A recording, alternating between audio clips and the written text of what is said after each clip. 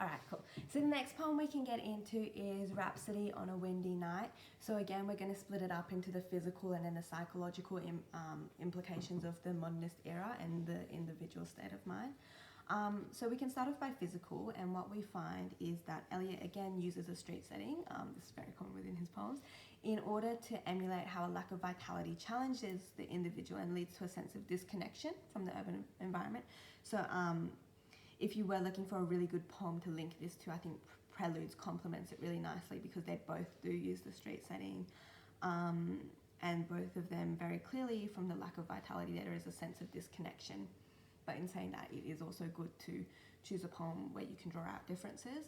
So you could always have, Preludes or Rhapsody and then another poem that's a little bit different and have either Preludes or Rhapsody as a backup to, replace them if a poem does get specified within your question. So basically, Rhapsody depicts like this sense of, I guess, insanity, or like the degeneration of the individual, which is caused by the fragmented nature of city life. So the poem starts with the street lamp sputtered, the street lamp muttered. So the repetition of the onomatopoeia of muttered and sputtered, it really enhances the inarticulate imagery, which portrays the individual's struggle to gain meaning from the landscape. I also think it's really interesting that the landscape has been personified, but rather than personifying it in a romantic sense where, it's become really beautiful, it's become really powerful, he's actually inverted this romanticist tendency, and instead he's made it inarticulate and like lacking in meaning, really, which shows that disconnection between the detachment between the individual and their city. We also have how the individual withdraws from their urban world as expressed through the symbolism of female smells in shuttered rooms and cigarettes in corridors.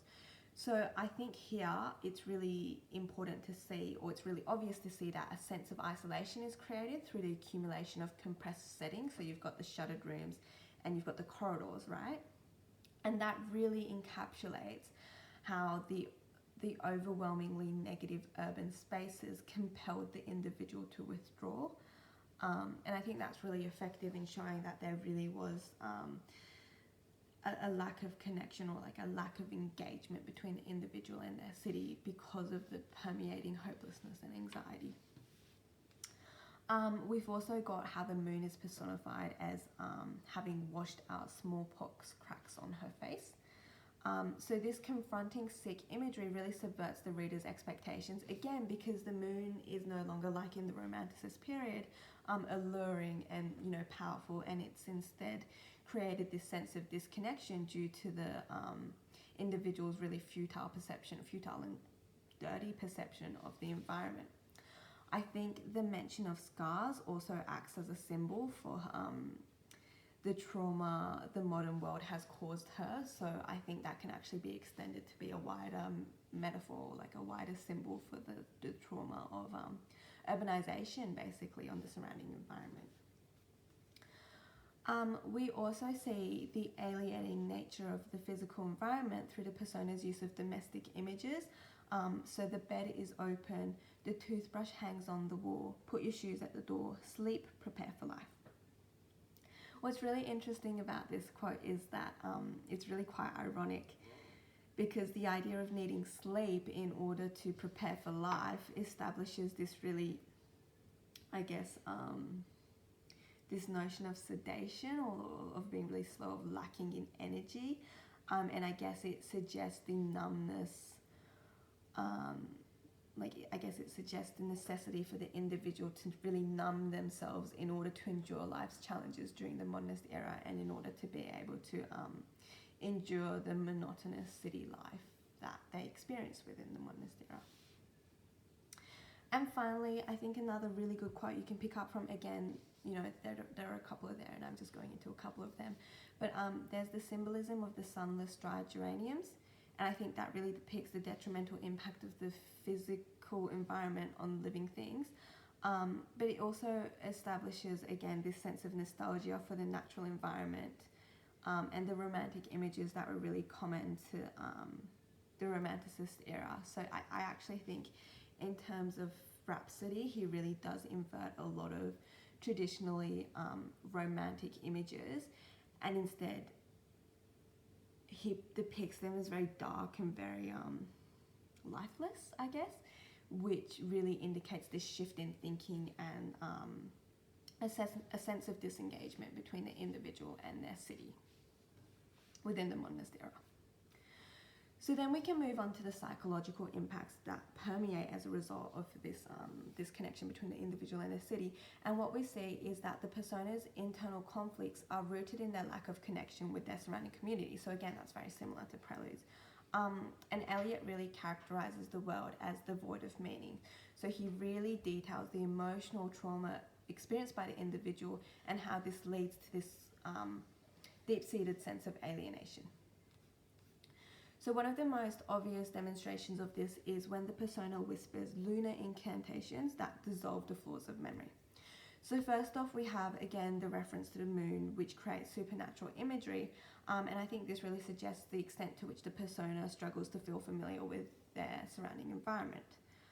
I think dissolving the flaws of memory also is indicative of this permeating anxiety of the individual's fear of losing grasp on experiences that provide meaning. So again, we see this fear of we see this fear or this lack of meaning within their psychological world as well. So I guess their inability to understand this new and hopeless modernist world.